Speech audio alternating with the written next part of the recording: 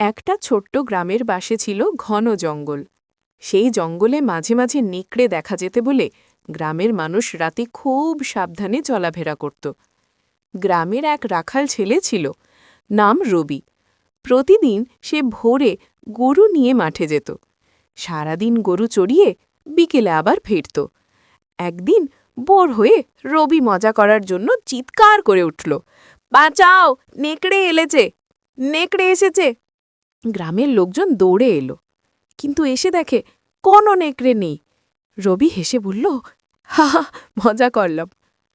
দুদিন পর সে আবার একই কাজ করল। এইবারও সবাই ছুটে এলো, আবার ঠকল। সবাই রেগে গেল, বলল, আর যদি মিথ্যে বলিস কেউ আর আসবে না। তারপর একদিন সত্যিই নেকড়ে এলো। নেকড়ে গলুগুলোর দিকে ঝাঁপিয়ে পড়ল। রুপি ভয়ে কাঁপতে কাঁপতে চিৎকার করল, বাঁচাও, নেকড়ে এসেছে। কিন্তু কেউ এলো না। নেকড়ে কয়েকটা গরু নিয়ে চলে গেল। রবি তখন বুঝল, মিথ্যে কথা বললে, একবার বিশ্বাস হারালে সত্ত্বেও কেউ বিশ্বাস করে না।